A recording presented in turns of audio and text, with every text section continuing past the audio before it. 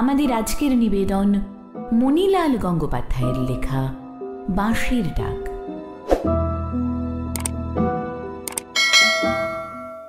আমার ছেলেবেলার জীবনে একটা আশ্চর্য ঘটনা ঘটেছে। শুনলে হয়তো তোমরা বিশ্বাস করবে না, কিন্তু ব্যাপারটা সত্যি। তখনও আমার বিনুর সঙ্গে ভাব হয়নি। পুটুই তখন আমার একমাত্র বন্ধু। আমরা যে পাড়ায় থাকতাম সে পাড়ার সবচেয়ে বড় মানুষ ছিলেন চৌধুরী বাবুরা। মস্ত বড় বাড়ি, মস্ত জুড়ি গাড়ি, মস্ত তাদের নাম ডাক। তাদের নহবতখানায় রোজ সকাল সন্ধে নহবত বাজত। আমার বেশ মনে পড়ে সেই বাজনার শব্দে সকালে আমার ঘুম ভাঙত। আর ঘুম থেকে উঠে সকালের আলো, সকালের বাতাস ভারী মিষ্টি মনে হতো। এদের বাড়িতে একটা প্রকাণ্ড পেটা ঘড়ি ছিল। কি গম্ভীর তার আওয়াজ! সে আওয়াজ কাঁপতে কাঁপতে কত দূর থেকে দূরে যে মিলিয়ে যেত তাহারই ইয়ত্তা নেই। ঘন্টায় ঘন্টায় এই ঘড়ি বাজত ঠিক সময়ে। কোনো দিন একটুও ব্যতিক্রম হতো না। একদিন গভীর রাত্রে হঠাৎ ঘুম ভেঙে এই ঘড়ির শব্দের সঙ্গে সঙ্গে আমার ছোট মনটি বুক থেকে বেরিয়ে অন্ধকারে দূর দূরান্তে চলে যেত, বুঝি আকাশের সেই শেষ কিনারায়। প্রত্যেকদিন স্কুলে যাবার সময় ওই চৌতলা বাড়ির সামনে দিয়ে আমি যেতাম। মনে হতো এ যেন কোনো গল্পে শোনা বা স্বপ্নে দেখা কাদের ইন্দ্রপুরী। প্রকাণ্ড লোহার ফটক, তার সামনে মস্ত পাগড়ি মাথায় এক লম্বা সেপাই অনবরত এধার থেকে ওধার পায়চারি করছে। কোনো বিশ্রাম নেই, কোনো বিরাম নেই। তার হাতের চকচকে ধারালো সঙ্গিনটা রৌদ্রের আলোয় থেকে থেকে ঝকঝক করে উঠত। মনে হতো যে ওই বাড়ির ভেতরে ঢুকতে যাবে ওই সঙ্গিনের খোঁচায় সেপাই তাকেই গেঁথে ফেলবে। বাড়ির চারপাশ মোটা মোটা উঁচু লোহার গরাদ দিয়ে ঘেরা, যেন কেল্লাবন্দি। সেই গরাদের ফাঁক দিয়ে কোথাও উঠোনের এক ফালি, কোথাও পাথরে বাঁধানো একটু রোয়াক, আবার কোথাও প্রকাণ্ড বাগানের একটু টুকরো দেখা যেত। এক জায়গায় দেখতাম সারি সারি ৮-১০টা ঘোড়া বাঁধা। যেমন ঝকঝকে তাদের রং, তেমন সুন্দর তাদের চেহারা, আর তেমনই তেজ আলো। একবার ছাড়া পেলেই যেন তীর বেগে ছুট দেয়। মনে হতো অনেকখানি তেজ যেন আটকা পড়ে ছটফট করছে। তাদের সেই ছটফটানি তাদের পায়ের তলাকার পাথরের মেঝেতে খটখট শব্দে বেজে উঠে চারিদিকে আগুনের ফিনকি ছড়াতো। তারই পাশে ছিল মোটা মোটা লোহার শেকলে বাঁধা লিকলিকে সরু পা, ছুঁচলো মুখ একসার কুকুর। ফোঁস শব্দে অনবরত মাটি শুঁকছে। একটু রক্তের গন্ধ পেলেই যেন লাফিয়ে পড়বে। এই ঘোড়া শালের ঘোড়া দেখতে দেখতে ভাবতাম, হাতি শালটা তাহলে কোথায়? কিন্তু গরাদের ফাঁক দিয়ে কোথাও খুঁজে পেতাম না। বোধহয় ওই কোণের দিকে ছিল আর কি।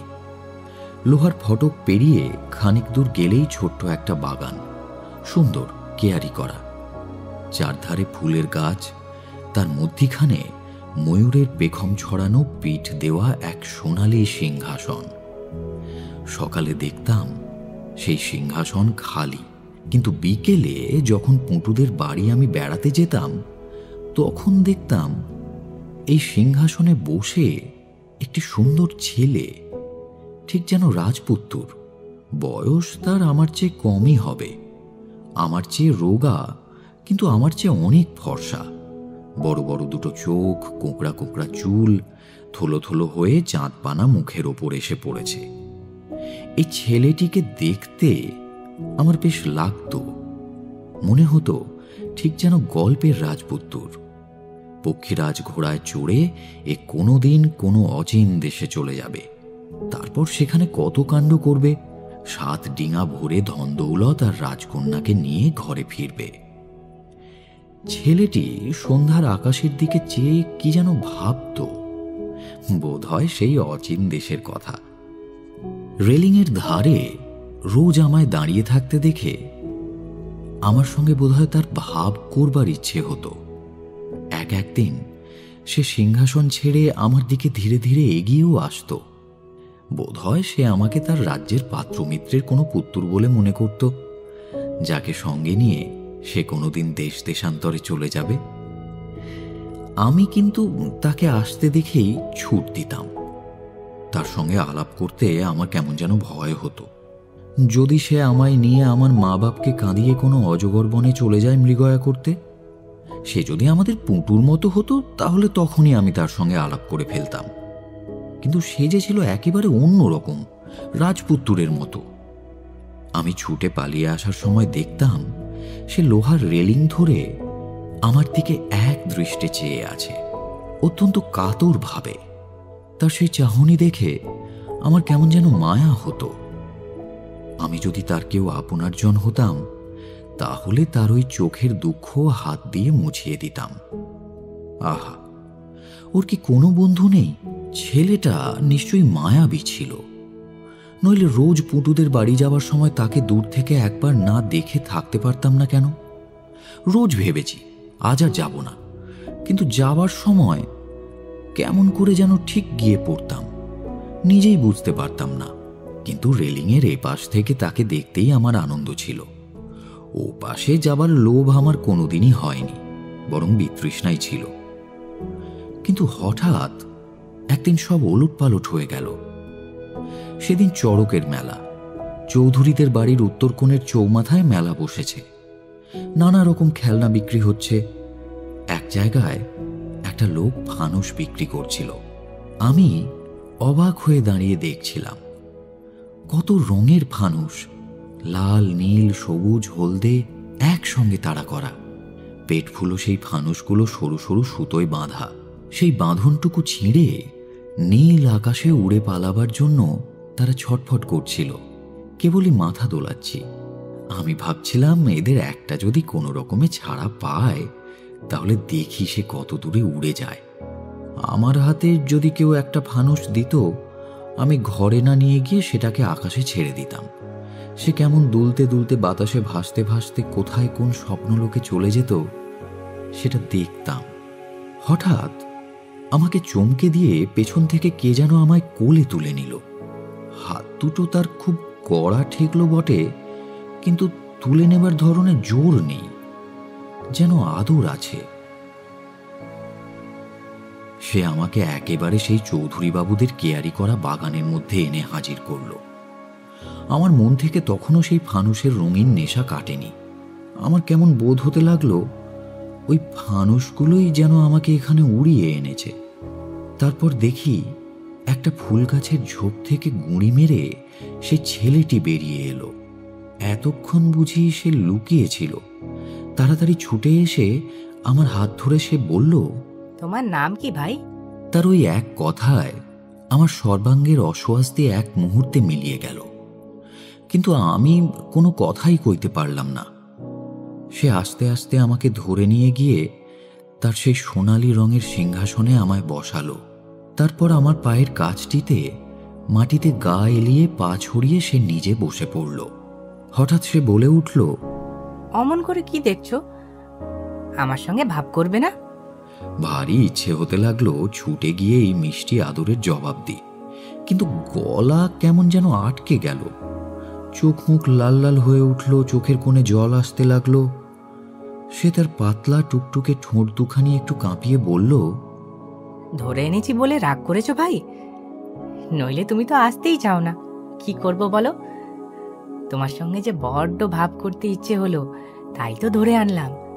রাগ করো তো আবার ছেড়ে দিই। বলে আস্তে আস্তে তার সেই সুন্দর মুখখানি আমার মুখের কাছে নিয়ে এলো।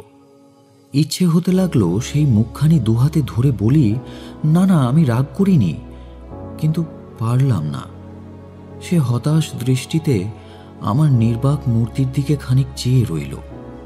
দেখতে দেখতে তার মুখখানি কেমন যেন শুকিয়ে এলো, চোখের পাতা ভারী হয়ে এলো। একটা ছোট্ট নিঃশ্বাস ছেড়ে সে বলল, আমার সঙ্গে ভাব করবে না? আমার বন্ধু হবে না? আচ্ছা বেশ, তোমায় ছেড়ে দিলাম। বলে সে আমার দিক থেকে মুখ ফিরিয়ে নিল। আমি আর থাকতে পারলাম না। ছুটে গিয়ে তার মুখখানি দুহাতে ধরে আমার দিকে ফিরিয়ে নিলাম। তবে তুমি আমার বন্ধু হলে? আমি বললাম, হ্যাঁ। সে মহা আনন্দে আমার হাত ধরে টানতে টানতে সমস্ত বাগানটা ঘুরিয়ে এক জায়গায় এনে দাঁড় করালো। সেখানে একটা গাছের ডালে বাঁধা লাল নীল হলদে রঙের একতারা ফানুস, ঠিক তেমনি ধারা যেমন মেলার হাটে বিক্রি হচ্ছে দেখেছিলাম। সে সেই ফানুসগুলো নিয়ে এক একটা করে বাঁধন খুলে উড়িয়ে দিতে লাগলো। একটুও মায়া করল না। মনের আনন্দে কি যে করবে সে যেন খুঁজে পাচ্ছিল না। ছাড়া পাওয়া ফানুসগুলো উড়ে উড়ে সন্ধ্যার ঝাপসা আকাশটাকে রঙে রঙে একেবারে রঙিন করে তুলল। সব ফানুসগুলো যখন ছাড়া শেষ হয়ে গেল, তখন সে আমার দিকে মুখ ফিরিয়ে বলল, আমার নাম সুরজিৎ, তুমি আমাকে সুরো বলে ডেকো, বুঝলে? আমাদের দুজনের খুব ভাব হয়ে গেল। এরপর থেকে প্রায় প্রতিদিনই এই বাগানের মধ্যে আমাদের দুই বন্ধুর খেলার আসর, গল্পের আসর জমতে লাগলো। সুরোর খেলনার অন্ত ছিল না। ঘুড়ি, লাটাই, ফুটবল, ব্যাটবল, লাট্টু, মার্বেল এসব তার অগুন্তি ছিল। মাঝে মাঝে সে নতুন নতুন রঙিন বাক্সে বন্ধ নানা রকম ছবিওয়ালা বিলিতি খেলা নিয়ে আসতো। সেই সব খেলা সে আমাকে শেখাতো, আমরা দুজনে খেলতাম।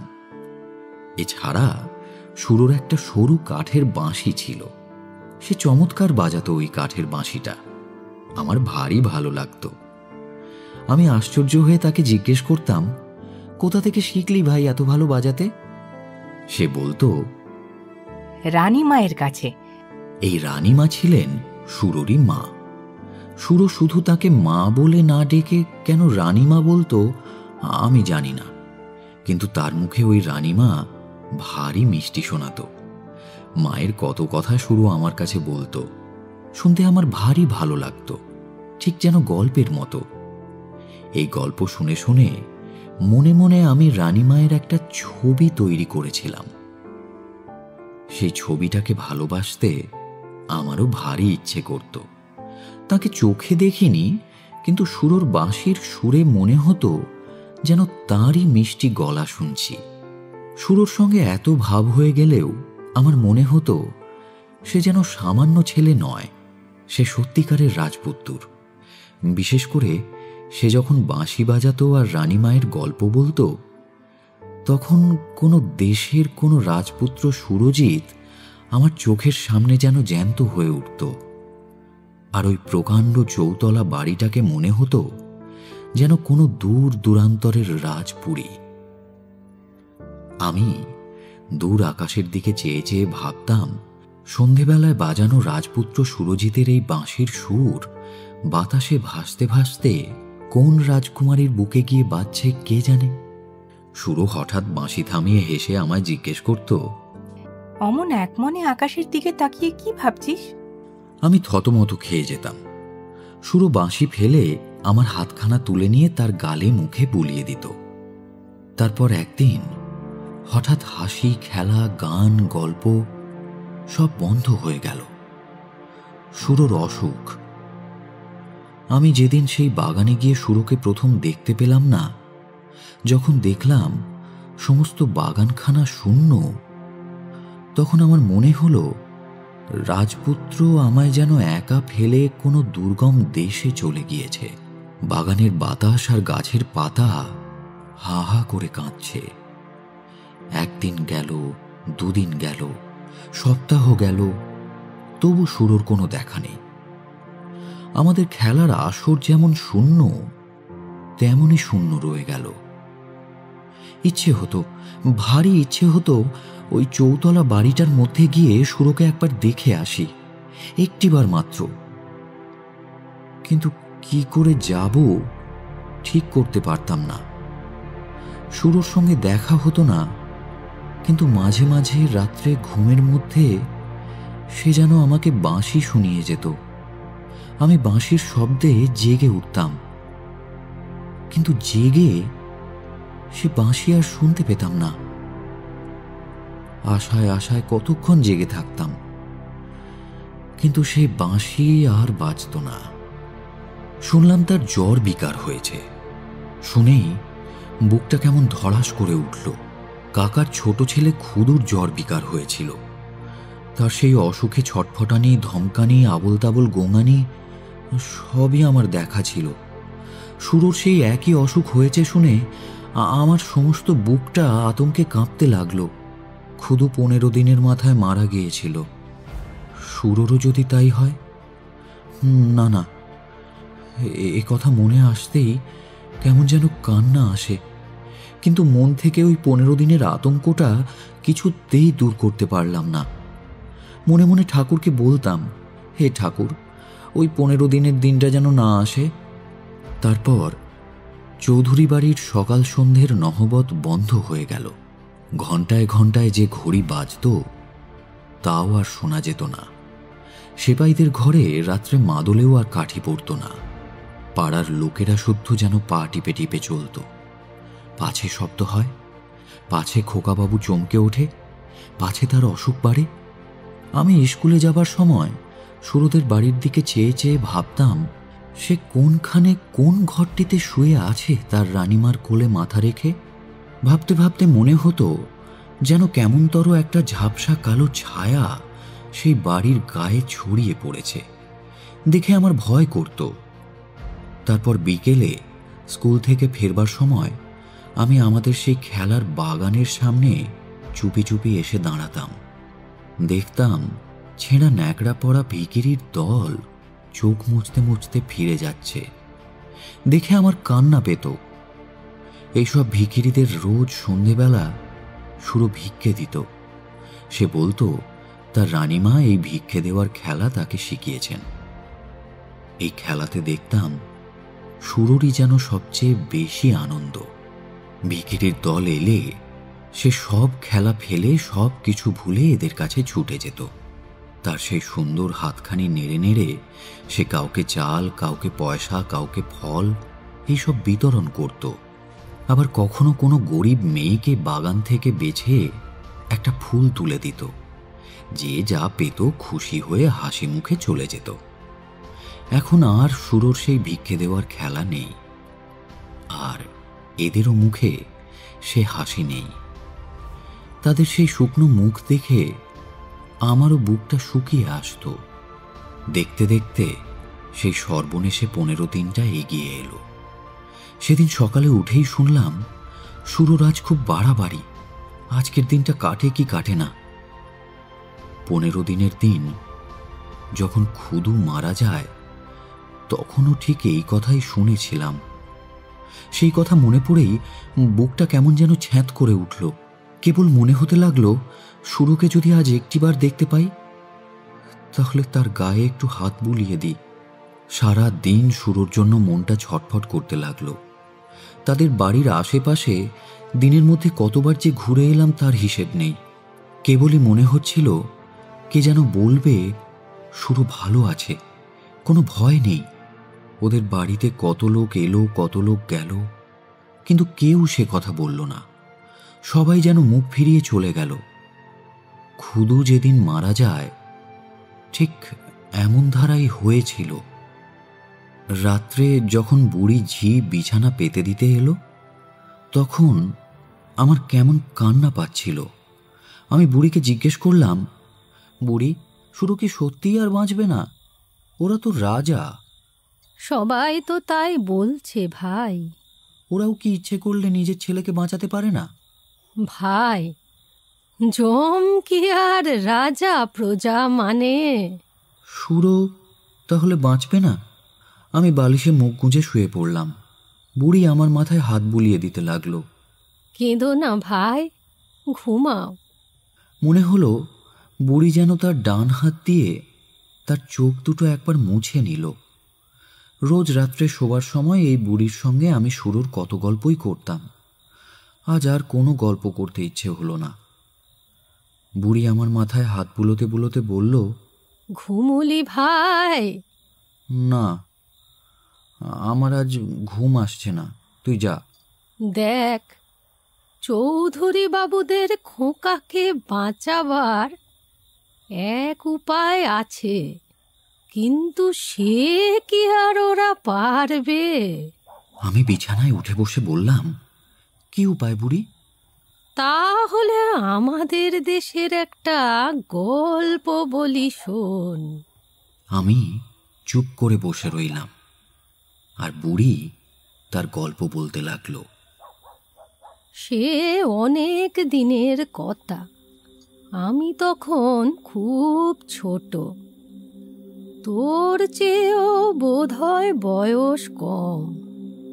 আমি তখন দেশে আমার বাপের বাড়িতে থাকতাম। আমাদের দেশের রাজার সবেধন নীলমণি ওই একমাত্র ছেলে। অনেক মানত, অনেক পূজা সস্তয়ন করে এই ছেলে হয়। এই ছেলের ভাতে রাজবাড়িতে মহা ধুম লেগে গেল। তেমন ধুম আমাদের দেশের কেউ কখনো দেখেনি। যাত্রা, পাঁচালি, তরজা, কত রকমের আমোদ যে হয়েছিল তার ঠিক নেই। 7 দিন 7 রাত্রি গায়ের কেউ ঘুমায়নি। দিন রাত হই হই রই রই ব্যাপার। 4 দিক থেকে এত লোক এসেছিল যে গায়ে আর লোক ধরে না। বোধ হতো যেন মস্ত মেলা বসে গেছে। তার উপর রাজা দেশ বিদেশ থেকে যত বড় বড় সাধু সন্ন্যাসী, ব্রাহ্মণ, ফকির নিমন্ত্রণ করে আনিয়েছিলেন তার ছেলেকে আশীর্বাদ করে যাবার জন্য। তাদের দেখবার জন্যই বা ভিড় কত। এই সাধু সন্ন্যাসীরা কেউ বটতলায়, কেউ বা পঞ্চানন তলায়, কেউ চণ্ডীতলায় আসন পেতে বসলেন। শালুমোড়া রাজবাড়ির পালকি, সামনে সেপাই বড় কন্দাজ এবং ভেতরে রাজপুত্রকে নিয়ে বটতলা থেকে পঞ্চানন তলা, পঞ্চানন তলা থেকে চণ্ডীতলায় সকাল সন্ধ্যা সাধু সন্ন্যাসীদের আশীর্বাদ কুড়িয়ে ফিরতে লাগলো। সন্ন্যাসীরা কেউ পায়ের ধুলো দিয়ে, কেউ যজ্ঞের ভস্য দিয়ে, কেউ বা রাঙা রুদ্রাক্ষ দিয়ে ছেলেকে আশীর্বাদ করলেন। কত দেবজ্ঞ ব্রাহ্মণ, কত বাউল ফকির যে কত রক্ষা কবচ এবং হরেক রকমের মাদুলি দিলেন তার ঠিক নেই। মাদুলির ভারে সেই 8 মাসের ছেলের গলা ও ঘাড় ঝুঁকে পড়ল। হাত আড়ষ্ট হয়ে গেল। বেচারা হাত তুলে ঘাড় নেড়ে যে একটু খেলা করবে তার উপায় রইল না। সবাই বলল, হ্যাঁ, এই ছেলে নিরক্ত হবেই, চাই কি অমরও হতে পারে। কিন্তু অদৃষ্ট যাবে কোথা। 8 দিন যেতে না যেতেই ছেলে অসুখে পড়ল। সাধু সন্ন্যাসীরা অনেক চরণামৃত দিলেন, কিন্তু কোনো ফল হলো না। অসুখ বেড়েই চলল। এত আমোদ আহ্লাদ 2 দিনের মধ্যে কর্পূরের মতো উবে গেল। অমন জাঁকজমক গা হানাবাড়ির মতো হাঁ হাঁ করতে লাগলো। রাজা বাবু কেবল সন্ন্যাসীদের ছাড়লেন না, তিনি হুকুম দিলেন ছেলেকে না সারিয়ে কোনো সাধু সন্ন্যাসী গাঁ ছেড়ে যেতে পাবেন না। গেলে টের পাবেন। সন্ন্যাসীরা কেউ বটতলায়, কেউ পঞ্চানন তলায় বসে নানা রকম ক্রিয়াকাণ্ড শুরু করে দিলেন। রোজ রোজ নতুন নতুন মাদুলি কবচ তৈরি হতে লাগলো। শেষে রাজাবাবু বলে পাঠালেন যে ছেলের গায়ে মাদুলি বাঁধবার আর জায়গা নেই। উপায় কি? এও করেও কিছুতেই কিচ্ছু হলো না। ছেলে এখন যায় তখন যায় হয়ে উঠল। রাজবাড়িতে কান্নাকাটি পড়ে গেল। বাড়ির চাকর দাসী সবাই চুপি চুপি বলা বলি করতে লাগলো ছেলে বাঁচবে না। তখন ছেলের এক মামা কোনো এক শহর থেকে এক বড় ডাক্তার এনে হাজির করল। ডাক্তার এসেই আগে তাড়াতাড়ি ছেলের বুক থেকে নিজের হাতে মাদুলি কবচ সব খুলে ফেলে দিল। কারো কথা শুনল না। বলল, মাদুলির ভারে যে ছেলে নিঃশ্বাস নিতে পারছে না, দম আটকে আসছে। ডাক্তার আসতেই গায়ে আবার হই হই পড়ে গেল। লোকজন এদিক ওদিক ছোটাছুটি করতে লাগলো। এটা আন, ওটা আন, সেটা আন। গাঁ থেকে শহর পর্যন্ত ঘোড়ার ডাক বসে গেল। সেপাই বড় কন্দাজ কেউ ডাক্তারের লেখা কাগজ হাতে ওষুধ আনতে ছুটল, কেউ বরফ আনতে ছুটল, কেউ আরো কত কি। এই গোলমালের মধ্যে সাধু সন্ন্যাসীদের দিকে আর কারোর নজর রইল না। তারা সেই ফাঁকেই যেখানে সেখানে সরে পড়লেন। বটতলা পঞ্চাননতলা ফাঁকা হয়ে গেল। কেবল চণ্ডীতলা থেকে জটা জুটোধারী এক সন্ন্যাসী নড়লেন না। তিনি অটল হয়ে বসে রইলেন। আমার মা ছিলেন এক রাজপুত্রের দাসী। এই ছেলের ভাতে তিনি পরনে পেয়েছিলেন গরদের শাড়ি, হাতে পেয়েছিলেন সোনার অনন্ত, আর আমি পেয়েছিলাম একখানি লাল চেলি। আর আমার ছোট ভাইটি পেয়েছিল একটি রূপোর ঝুমঝুমি।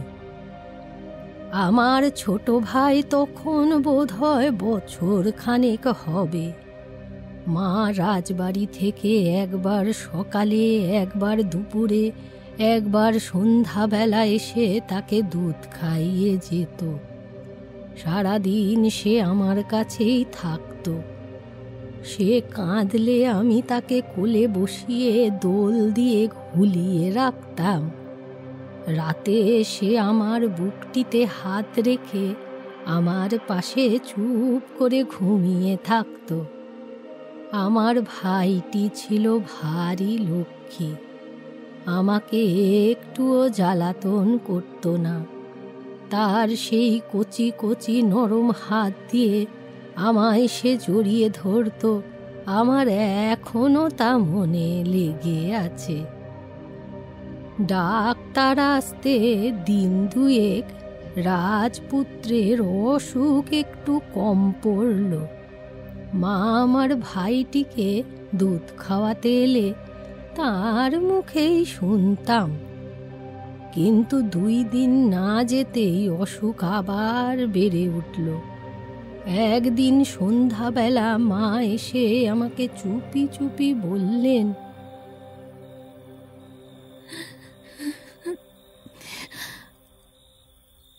আজ রাতটা বোধহয় কাটবে না। বলে মা আমার তাড়াতাড়ি চলে গেলেন। আমার ভাইটিকে একটুও আদর করলেন না, একটু দুধও খাওয়ালেন না। দেখে মায়ের উপর আমার ভারী রাগ হলো। আমি ঝিনুকে করে একটু গাই দুধ আমার ভাইটিকে খাইয়ে দিতে গেলাম, কিন্তু সে খেতে চাইল না। আমার কোলেই ঘুমিয়ে পড়ল। আমি তাকে বিছানায় শুইয়ে দিলাম। সে আজ আমার আর বুকে হাতটি রেখে ঘুমালো না। আমার মনে কেমন অস্বস্তি হতে লাগলো। আমার ভালো ঘুম হলো না। আমি রাত্রে উঠে উঠে তার গায়ে হাত দিয়ে দেখতে লাগলাম, সে অঘোরে ঘুমাতে লাগলো। পরদিন মা রাজবাড়ি থেকে একবারও এলেন না ছেলেকে দুধ খাওয়াতে। আমার ভাইটিও এমন লক্ষ্মী যে সারা দিন কাঁদল না, চুপটি করে পড়ে রইল। আমি তাকে দুধ খাওয়াতে গেলাম, সে দুধ গিলতে পারল না। আহা, বেচারার কি দোষ? আমি ছেলে মানুষ, আমি কি দুধ খাওয়াতে জানি? বেচারা সারা দিন না খেয়ে পড়ে রইল, কিন্তু এমনই লক্ষ্মী যে তবুও একটুও কাঁদল না। আহা, ভাইটি আমার মায়ের উপর ভারী রাগ হতে লাগলো। এমন লক্ষ্মী ছেলেকে হেনস্থা করে সারা রাত্রির মধ্যেও মা এলো না। আমি এলাকাটিতে ভাইকে নিয়ে পড়ে রইলাম। পরের দিন সকালে এসে মা বললেন, বুড়ি বুড়ি বোধহয় মা চণ্ডী মুখ তুলে চাইলেন। রাজকুমার আজ 7 দিন পরে চোখ মেলে চেয়েছে। কাল দিন রাত কোথা দিয়ে কেমন করে যে কেটেছে তা ভগবানই জানেন। বলে মা আমার ঘরের দিকে ছুটে গেলেন। আমার ভাইটিও তখন ঘুমাচ্ছিল। আমার মা গিয়ে তাকে আদর করে ডাকলেন, খোকন, খোকন, খোকন আমার, আমার খোকন। খোকন কোনো সাড়া দিল না, আর সেই রূপোর ঝুমঝুমিটা ধরে মা তার কানের কাছে কত বাজালেন, কিন্তু ভাই আমার আর জাগলো না। এই বলে বুড়ি চুপ করল। আমি বললাম, কি হলো বুড়ি, তোমার ভাইয়ের কি হলো? সে বলল, কি হলো ভাই, তা তো বুঝতে পারলাম না। সে আর ঘুম থেকে জাগলো না। অনেকে অনেক কথা বলল। কেউ কেউ বলল, ওই যে চণ্ডীতলায় সন্ন্যাসী অচল অটল হয়ে বসেছিল, সেই নিশির ডাক দিয়ে আমার ভাইয়ের প্রাণটিকে ভুলিয়ে নিয়ে গেছে। আমার পাশ থেকে আমার ছোট ভাই নটু বলে উঠল, নিশির ডাক কি বুড়ি? সে বোধহয় এতক্ষণ ঘুমোয়নি, শুয়ে শুয়ে বুড়ির গল্প শুনছিল। নিশির ডাক? সে ভাই বড় সর্বনেশে কাণ্ড। তার কথা ভাবতেও বুকে কাটা দিয়ে ওঠে। নিশির ডাকে কি হয় বুড়ি? জ্যান্ত মানুষের প্রাণ পুরুষ মরা মানুষের দেহে চলে যায়, আর অমনি দেখতে দেখতে মরা মানুষ বেঁচে ওঠে, আর জ্যান্ত মানুষ ধরিয়ে মারা যায়। তাই বুঝি তোমার ছোট ভাই মারা গেল আর তোমাদের রাজকুমার বেঁচে উঠল? আমাদের গাঁয়ের লোকেরা তো তাই বলে ভাই। তাদের কেউ কেউ নাকি দেখেছিল জটা জুটোধারী ত্রিশূল হাতে এক খ্যাপা ভৈরব সেই রাত্রের অন্ধকারে একটা ডাব হাতে করে আমাদের বাড়ির আশেপাশে ঘুরে বেড়াচ্ছে। ডাব হাতে করে কেন? ওই ডাবের মধ্যে করেই তো প্রাণ পুরুষকে নিয়ে যায়। ওই ডাবই হচ্ছে মন্ত্র পড়া ডাব। কাল ভৈরবের পুজো দিয়ে 7 দিন 7 রাত্রি অনাহারে অনিদ্রায় অনবরত এক মনে মারণ মন্ত্র জপ করে সিদ্ধা ভৈরবরা ওই ডাবকে গুণ করে। ওই ডাব তখন আর ডাব থাকে না, ওর মধ্যে তখন কাল পুরুষের আবির্ভাব হয়। সেই কাল পুরুষ এসে তার হাতের মৃত্যুদণ্ডটি মানুষের বুকে ছুঁয়ে বুকের ভেতর থেকে প্রাণটিকে খসিয়ে নিয়ে চলে যান। যার প্রাণটা নিয়ে যায় সে কিছু করতে পারে না? তার সাধ্য কি কিছু করে? তার প্রাণ সুসুর করে কাল ভৈরবের সঙ্গে চলে যায়। ওর কোনো উল্টো মন্ত্র নেই যেটা জপ করলে কাল ভৈরব তার কাছে ঘেঁষতে পারবে না? না, কোনো উল্টো মন্ত্র নেই বটে, কিন্তু নিশির ডাকে যদি সাড়া না দাও তাহলে কাল ভৈরবের ঠাকুর দাদাও তোমার কিছু করতে পারবে না। নিশির ডাকে সাড়া দেওয়া কাকে বলে? তা বুঝি জানো না? ওই মন্ত্র পড়া ভাব নিয়ে ভৈরবরা নিশুত রাতে যখন চারদিক অন্ধকার ঘুটঘুট করছে, সবাই তখন ঘুমিয়েছে, কেউ কোথাও জেগে নেই, সেই সময়ই কালো ত্রিশূল হাতে কালো কাপড় পরে বাড়ির দরজায় দরজায় বাড়ির জানলার কাছে কাছে যেখানে ছোট ছোট ছেলেরা ঘুমায় সেইখানে ঘুরে বেড়ায়, আর আস্তে আস্তে মিষ্টি গলায় ছেলেদের নাম ধরে ডাকে।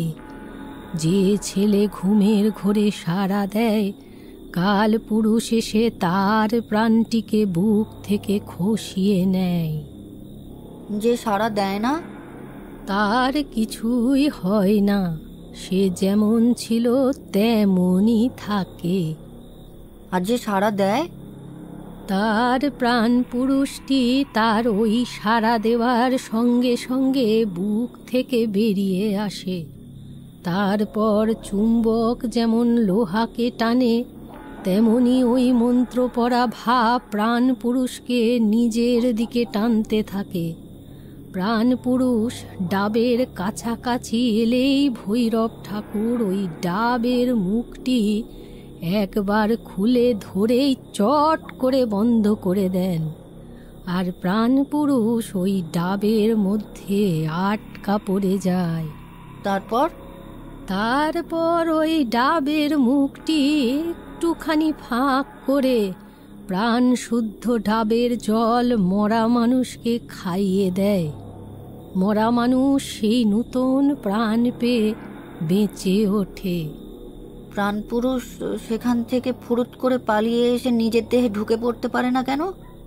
তা কি আর পারে ভাই, সে তখন 32 নারীর বাঁধনে বাঁধা পড়ে গেছে, তার কি আর পালাবার জো আছে?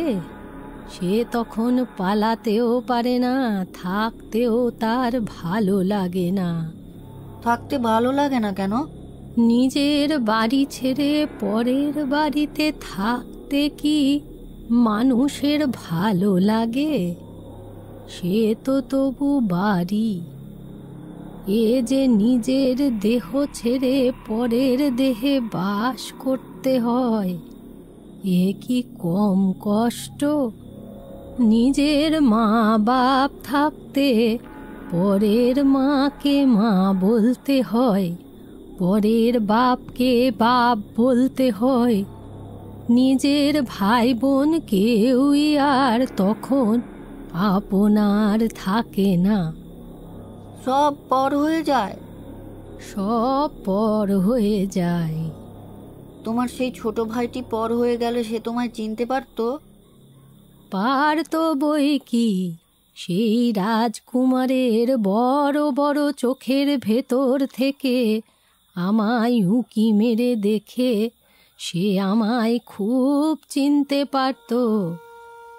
এ আমি বেশ টের পেতাম। আমার মনে হতো সে যেন মাঝে মাঝে ইচ্ছা করে বলতো, দিদি তোমার দুটি পায়ে পড়ি, আমাকে তোমাদের কাছে নিয়ে যাও। তুমি তাকে কোলে নিয়ে ছুটে পালিয়ে যেতে না কেন? কি করে যাব ভাই, সে কি তখন আমাদের ছোট ভাইটি আছে?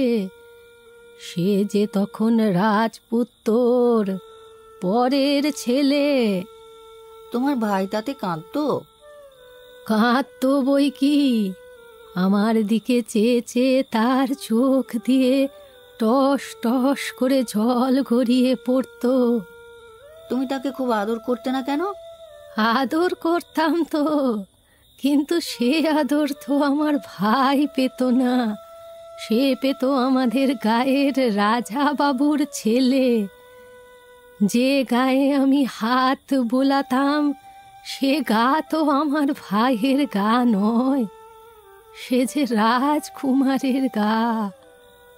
তাতে আমার ভাইয়ের প্রাণ খুশি হবে কেন? সে তাতে আরো কাঁদত। রাজার বাড়ির এত আদর যত্নেও আমার ভাইয়ের প্রাণে কোনো সুখ ছিল না। এ আমি তার মুখের দিকে তাকালেই বুঝতে পারতাম।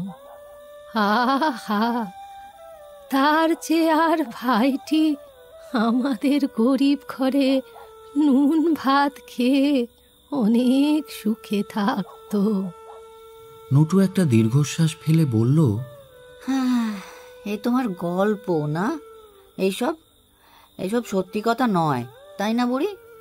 না ভাই, এসব সত্যি, একটুও মিথ্যে নয়, মিথ্যে নয়। এ গল্প ভালো না, একটা ভালো গল্প বলো না বুড়ি। না, আজ আর গল্প নয়, তোরা ঘুমো, অনেক রাত হলো। বলে বুড়ি বাসন মাজতে চলে গেল। আমি বুড়ির গল্পের কথা ভাবতে ভাবতে শুয়ে পড়লাম। নটু দেখি আমার কাছে অনেকখানি সরে এসে আমার গায়ে হাত দিচ্ছে। আমি বললাম, কি রে নটু? নটু বলল, দাদা, বড় ভয় করছে। কিসের ভয়? যদি নিশিতে ডাকে? সাড়া দেব না। যদি দিয়ে ফেলি? তাহলে তো ভারী মুশকিল হবে। তবে কি করব দাদা, কি হবে? বলে সে কেঁদে ফেলল। আমি তার গায়ে হাত বুলিয়ে দিয়ে বললাম, তোর কোনো ভয় নেই, আমি তোকে পাহারা দেব। নটু চোখ মুছতে মুছতে বলল, কিন্তু দাদা, তুমি যেন অন্যমনস্ক হয়ে সাড়া দিয়ে ফেলো না। না রে না, কোনো ভয় নেই। এখানে এই শহরে নিশির ডাক কোথা থেকে আসবে? যদি আসে, তুমি দাদা জানালাগুলো বন্ধ করে দাও। আমি উঠে জানালাগুলো বন্ধ করে দিলাম। নটু আমার বুকের কাছটিতে শুয়ে ঘুমিয়ে পড়ল। আমার ঘুম আসছিল না। আমি শুয়ে শুয়ে ভাবতে লাগলাম শুরুর কথা। রাত কত কে জানে। বুড়ি হঠাৎ আবার ঘরের মধ্যে হন্তদন্ত হয়ে এসে বলল, কি রে, তোরা ঘুমুলি? কেন বুড়ি? ভাই, তোরা আজ খুব সাবধানে থাকিস। কেন, কি হয়েছে? বড় সর্বনেশে কথা শুনে এলাম। চৌধুরী বাবুদের খোকাকে ডাক্তার বদ্যি এলে দিয়েছে। 20 বড়ি খাইয়েও কিচ্ছু হলো না। কি হবে বুড়ি? আমি তাহলে সুরকে আর দেখতে পাবো না? কতদিন তাকে দেখিনি। না না, এখন আর তাকে দেখতে ইচ্ছে করিসনি, সর্বনাশ হবে। কেন বুড়ি? সে তুই ছেলে মানুষ বুঝতে পারবি না। তুই ভাই আজ চুপ করে থাক। সুরোর কথা আজ আর মনে তোলপাড় করিস নে। তুই অমন করছিস কেন বুড়ি? কি হয়েছে? ভাই, কি হয়েছে বুঝতে পারছি না। আমাদের ছোট ভাইটি যে রাতে মারা যায়, সেই রাতেও আমার বুক এমনই ধরফর করছিল। তখন কিচ্ছু বুঝতাম না, তাই ওই সর্বনাশটা হয়ে গেল। আজ তোরা কারোর ডাকে সাড়া দিসনি, বুঝলি? কারো ডাকে নয়। আমার বুকটা কেমন যেন ছ্যাঁত করে উঠল। আমি ভয়ে ভয়ে বললাম, তবে কি আজ নিশির ডাক হবে? সেই রকমই তো মনে হচ্ছে। দেখ না, আজকের রাতটা কি রকম ভয়ানক অন্ধকার হয়ে উঠেছে। কেবলই গা ছমছম করছে, গাছপালাগুলো অবধি ভয়ে কাঠ হয়ে আছে, বাড়িগুলো যেন থরথর করে কাঁপছে, আকাশে বুকের ভেতরটা যেন দূর দূর করছে, আর বাতাসের গায়ে যেন প্রকাণ্ড এক কাল পেঁচা কেবলই ডানা দিয়ে ঝাপটা মারছে, ঝপ ঝপ ঝপ। কিন্তু ভৈরব ঠাকুর কি এসেছে? এসেছে বই কি শুনলাম। চৌধুরী বাবুরা কোথা থেকে এক ভীম ভৈরবকে আনিয়েছে। আমি ছাদে উঠে দেখলাম ওদের ওই ঠাকুর বাড়ির দিক থেকে কালো কুণ্ডুলি ধোঁয়া উঠছে। বোধহয় কাল ভৈরবের পুজো হচ্ছে। কিন্তু বুড়ি নটু যে ঘুমিয়ে রইল, ও তো কিছুই জানলো না। ওকে জাগিয়ে দে ভাই, জাগিয়ে দে। আমি নটুকে ধরে ঠেলে দিতেই সে ধর্মর করে উঠে বসে ঢুলতে লাগলো। আমি তাকে ঠেলা দিতে দিতে বললাম, নটু, আজ নিশির ডাক হবে, চুপ করে বসে থাক। নটু ঘুমের ঘোরে আমার গলা জড়িয়ে ফ্যাল ফ্যাল করে আমার দিকে চেয়ে রইল, কোনো কথা বলল না। আমি বললাম, বুড়ি, তুই আজ আর এখান থেকে নড়িসনি। তার বলতে আমি এই সারা রাত জেগে রইলাম। বলে সে আঁচল পেতে মাটিতে শুয়ে পড়ল।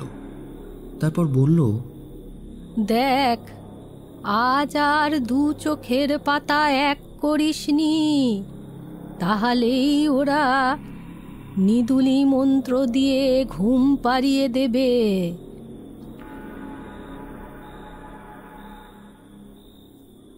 আমি নটুকে ধরে বসে রইলাম, পাছে ও ঘুমিয়ে পড়ে এই ভয়ে কিছুতেই চোখ বুঝলাম না।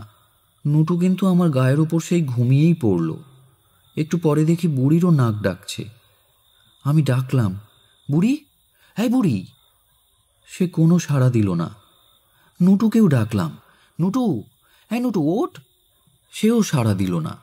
নিশ্চয়ই ওরা নিদুলি মন্ত্রে এদের ঘুম পাড়িয়ে দিয়েছে। এই কথা ভাবছি, এমন সময় কে যেন একটা ঝাপটা দিয়ে ঘরের আলোটা নিভিয়ে দিল। সব অন্ধকার। আমি চেঁচিয়ে উঠলাম, বুড়ি, হ্যাঁ বুড়ি, নটু, নটু, হ্যাঁ নটু।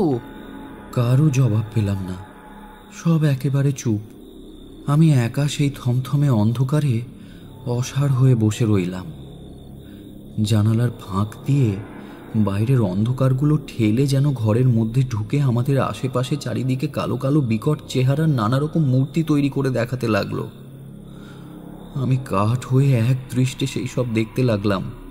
চোখ বুঝতে পারলাম না, পাছে ঘুমিয়ে পড়ি। কিন্তু নেদুলি মন্ত্রে আমার চোখের পাতা ক্রমেই ভারী হয়ে আসতে লাগলো। শরীর কেমন ঝিমঝিম করতে লাগলো। মাথার ভেতরটায় কে যেন আস্তে আস্তে সুড়সুড়ি দিতে লাগলো। হাত পা কোমরের খিলগুলো হঠাৎ যেন ফুস করে খুলে গিয়ে আমার সর্বশরীরে এলিয়ে গেল। তারপর কি হলো জানি না।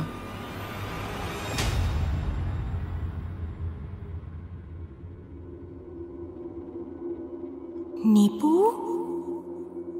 নিপু। আমি ধর্মর করে বিছানায় উঠে বসলাম। কে? সুরো? নিপু, এই নিপু। এই যে ভাই, এই যে ভাই আমি। নিপু। যাচ্ছি ভাই, যাচ্ছি।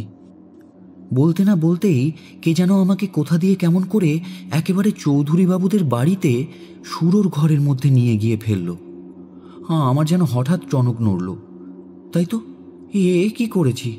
ঘুমের ঘোরে নিশির ডাকে সাড়া দিয়েছি। সর্বনাশ! আমি থরথর করে কাঁপতে লাগলাম। কে যেন এসে আমার হাত ধরল। আমি চেঁচিয়ে উঠলাম, না না না, আমি এখানে কিছুতেই থাকবো না, কিছুতেই না, আমাকে বাড়ি রেখে এসো। কিন্তু সে আমার কোনো কথা কানেই তুলল না। আমি আরও কাঁদতে লাগলাম। কে একজন নরম গলায় আমাকে বলল, ভয় কি তোমার? কিচ্ছু ভয় নেই। বলে সে আমার গায়ে হাত বুলোতে লাগলো। আমি কেঁদে বললাম, ওগো তোমার দুটি পায়ে পড়ি, আমাকে তোমরা বাড়িতে রেখে এসো, নইলে মা বড় কাঁদবে।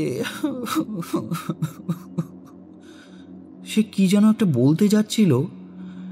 একজন খুব মোটা গলায় বলে উঠল, বোধহয় ছেলেটা টের পেয়েছে, তাই গোল বাঁধিয়েছে, নইলে এমনটা তো হওয়ার কথা নয়। দাঁড়াও, ওকে ঠান্ডা করছি। বলেই সেই লোকটা এসে তার লোহার মতো শক্ত হাত দিয়ে আমার চোখ দুটো সজোরে চেপে ধরল।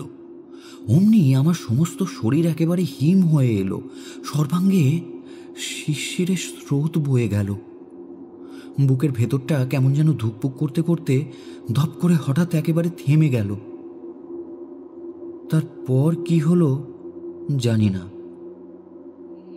নিপু, নিপু, এসেছিস ভাই? হঠাৎ দেখি সুরো আর আমি যেন একটা হাত পাওয়ালা খুব ছোট্ট খুপড়ির মধ্যে অত্যন্ত ঘেঁষাঘেঁষি ঠেসাঠেসি করে বসে রয়েছি। এই জায়গাটুকুর মধ্যে কেবল যেন সুরোকেই ধরে, আমি যেন বেশি। তাই আমার কেমন যেন কষ্ট হচ্ছিল। খুব একটা আঁট জামা গায়ে জোর করে পরিয়ে দিলে যেমন অস্বস্তি হয়, তেমনই বোধ হচ্ছিল। মনে হচ্ছিল জামাটা যদি ফ্যাঁস করে ছিঁড়ে যায় তাহলে যেন একটু আরাম পাই। একটু পরেই বুঝতে পারলাম ওই হাত পাওয়ালা ছোট্ট খুপড়িটা সুরোর দেহ, আমি তারই মধ্যে এসে প্রবেশ করেছি। আমি চিৎকার করে বলে উঠলাম, এরা জোর করে ভুলিয়ে আমায় ধরে এনেছে, তুমি আমায় এখনই বাড়ি পাঠিয়ে দাও। রাগ করছিস কেন ভাই? এরা এনেছে বলেই তো তোর সঙ্গে দেখা হলো, নইলে তো আর দেখা হতো না। আমি যে চলে যাচ্ছি। হ্যাঁ, চলে যাচ্ছিস? কোথায় যাচ্ছিস ভাই? রাজকুমারীর কাছে। কোন রাজকুমারী? সেই যে রাজকুমারী যে আমার জন্য বসে মালা গাঁথে। সে তো গল্পের রাজকুমারী। আমিও তো গল্পের রাজপুত্র। সেই গল্পের রাজকুমারীর সঙ্গে গল্পের রাজপুত্রের মিলন হবে, তবে তো গল্প শেষ হবে। কিন্তু তুই গেলে রানীমা তো কাঁদবেন।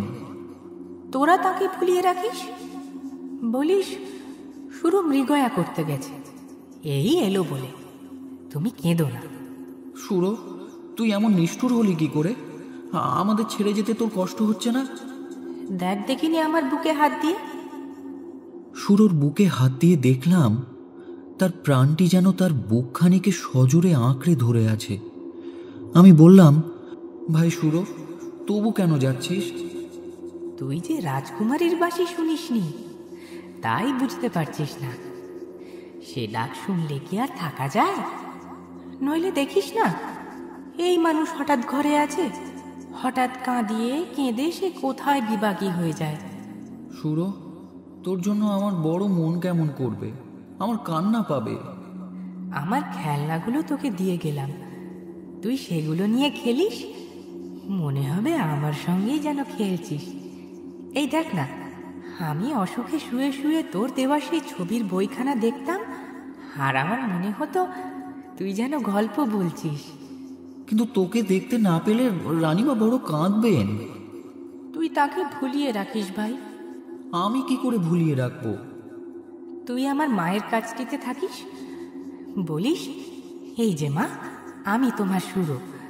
সন্ধেবেলা ফুলের বাগান থেকে খেলা শেষ করে এসে বলিস, এই যে মা, আমি তোমার সুরো, খেলা করে ফিরে এলাম। আমার বাঁশি শুনিয়ে তাকে বলিস, এই দেখো মা, তোমার সুরো কেমন বাঁশি বাজায়। আমার মুক্তোর মালাটা গলায় দিয়ে বলিস, এই দেখো মা, তোমার মুক্তোর মালা তোমার সুরোর গলায় কেমন মানিয়েছে। মা মনে করবে এই তো আমার সুরো, সুরো তো কোথাও যায়নি। আমি সঙ্গে সঙ্গে চিৎকার করে উঠলাম, না না, আমি রানীমার ছেলে হতে পারবো না।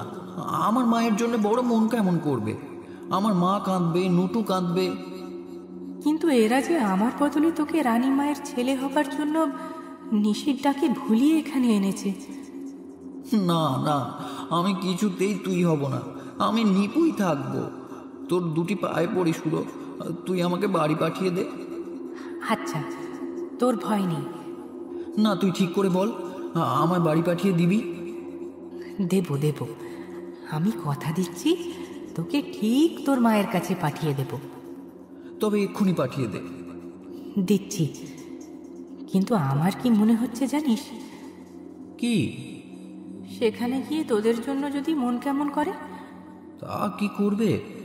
ওই মায়াবী মালা গলায় পড়লে আমাদের কথা হয়তো তোর মনেই থাকবে না। হয়তো সন্ধেবেলা তোর কথা মনে পড়বে, হয়তো রাত্রে শোবার সময় রানীমাকে মনটা খুঁজতে থাকবে, হয়তো সকালে উঠেই ভাবতে থাকবো, কই আমার চন্দনা পাখি তো ডাকছে না, খোকা বাবু ওঠো, খোকা বাবু ওঠো করে। তখন কি করবি? কি আর করব, হয়তো সমুদ্রের ধারে একা গালে হাত দিয়ে বসে ভাববো, এই সমুদ্র পেরিয়ে যাই কেমন করে। হয়তো রাজকুমারী আমার চোখের জল মুছিয়ে বলবে, কেঁদো না, কিন্তু তবু মন কাঁদতে থাকবে। তোরা হয়তো তখন ভুলে যাবি, কিন্তু আমি তোদের কথাই কেবল ভাববো আর কাঁদবো। সুরো, তবে তুই যাসনি? সবাই তো যেতে মানা করছে, সবাই তো ছেড়ে দিতে কাঁদছে, কিন্তু তবু তো আর থাকতে পারছি না ভাই। রাজকুমারীর ওই বাঁশির সুর যে প্রাণ টেনে নিয়ে চলেছে, ওই সেই বাঁশির ডাক। নিপু, বিদায় দে ভাই, মনে রাখিস আমায়। না সুরো না, তুই যাসনি। আমার কান্নার দুফোঁটা জল হাতে নিয়ে সে বলল, এই আমার রইল তোর স্মরণ চিহ্ন। আমি চিৎকার করে কেঁদে উঠলাম, না না, আমি তোকে কিছুতেই ছাড়বো না বলে তার হাত চেপে ধরলাম। সুরো আমার হাতটা বুকে খানিক চেপে চুপ করে রইল। তারপর আস্তে আস্তে মুখ তুলে বলল, ওই দেখ আমার রথ এসেছে। বলে সে আমার হাত ছেড়ে দিল, বলল, আর তোকে ধরে রাখবো না, তুই তোর মায়ের কাছে ফিরে যা, আমায় বিদায় দে। নিপু, নিপু, নিপু রে, নিপু। আমি ধর্মর করে উঠে চোখ মুছতে মুছতে দেখলাম চোখের পাতা ভিজে। নিপু, এই নিপু। চোখ মুছে দেখি মা আমার শিয়রে দাঁড়িয়ে। নিপু, নিপু, দেখবি আয়।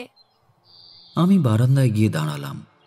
দেখি সকালের সোনালি রোদে আকাশ ভরে গিয়েছে, আর একখানি সোনালি চতুর্দোলায় ফুলে ফুলে সাজানো ফুলের মালা গলায় জরির জামা গায়ে বরের বেশে চলেছে রাজপুত্র সুরজিৎ, যেন কোথাকার কোন রাজপুরী থেকে তার বধূ আনতে যাচ্ছে।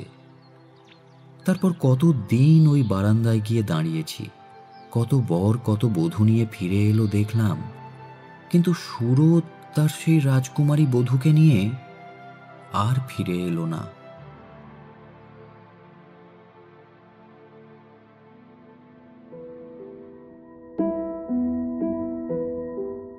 এতক্ষণ শুনলেন মণিলাল গঙ্গোপাধ্যায়ের বাঁশির ডাক। সুরোর ভূমিকায় অপূর্ব, বুড়ির চরিত্রে অপরাজিতা, বুড়ির মা চরিত্রে অভিনয় করেছেন উষসী, মায়ের ভূমিকায় মথুরা, গল্প পাঠে ও অন্যান্য চরিত্রে সায়ন, রেডিও অ্যাডাপ্টেশন রাকা, poster and publicity design divine comedy, editing and sound design Shubhayan, direction Sayan. আমাদের সঙ্গে জুড়ে থাকতে আমাদের ইউটিউব চ্যানেলটি লাইক এবং সাবস্ক্রাইব করতে ভুলবেন না যেন।